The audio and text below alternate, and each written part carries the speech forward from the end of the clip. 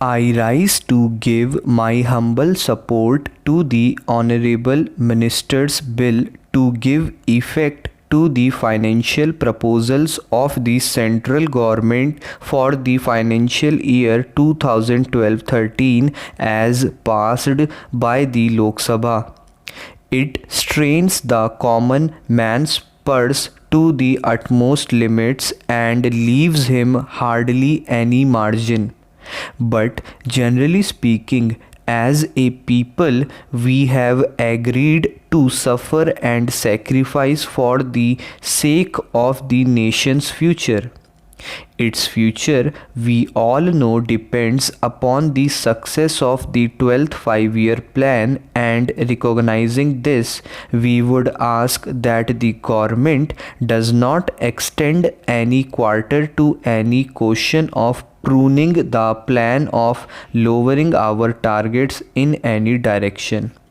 Whatever necessary should be done to curtail our imports to the minimum, to increase our exports to the maximum, put an end to corruption, and curb anti-social elements. If the people are asked to pay, they have certainly the right to ask of the government that they should see that every paisa they are going to pay is utilized carefully, creatively, and productively. One cannot, it is obvious, respond to all questions that the finance bill raises in one's mind. I would therefore be content to refer to a few points in respect of two ministries alone, the Ministry of Human Resource Development and the Ministry of Information and Broadcasting. I do not see any of the representatives of these two ministries on the treasury benches, but I hope my comments and suggestions will be passed on to them.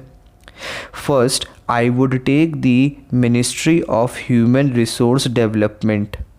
I know I would be told at the very outset that education is a transferred subject and the main responsibility lies with the states.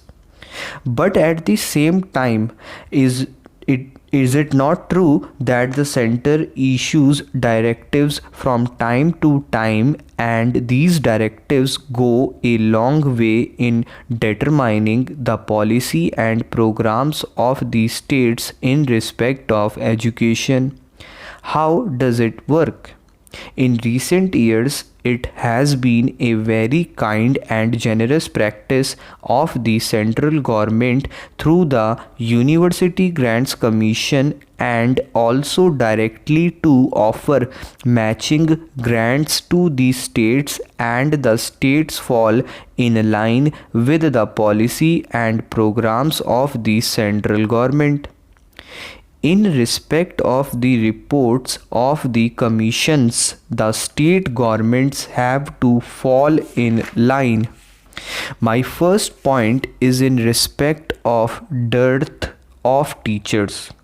I know these are very humble things in which this house may not feel interested, but I would request their indulgence for a while. The other day, the Deputy Minister Dr. Das confessed that there is a great dearth of teachers in respect of scientific and technological institutions.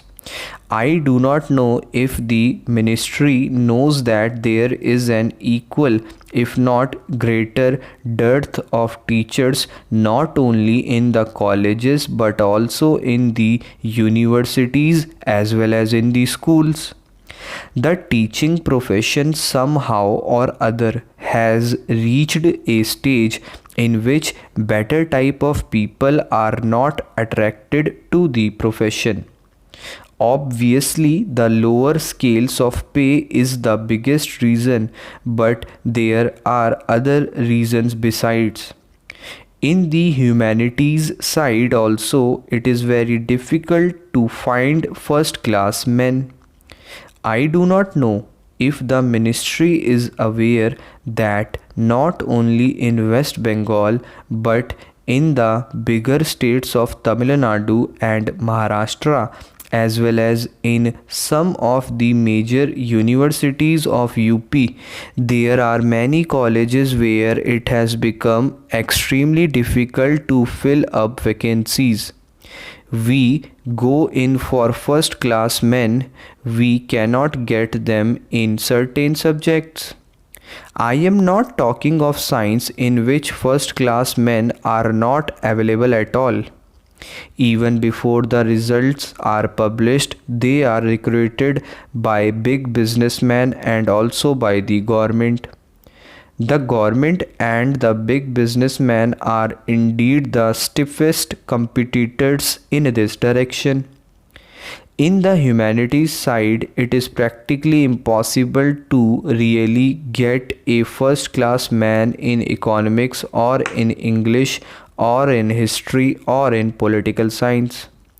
I know most of the colleges in Calcutta, and I would give you one example of the government college in West Bengal.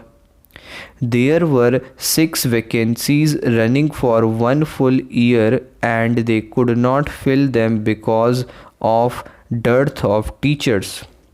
I sometimes sit as expert in public service commission and I have seen that advertisements go on running for 3 or 4 months and there is hardly any response.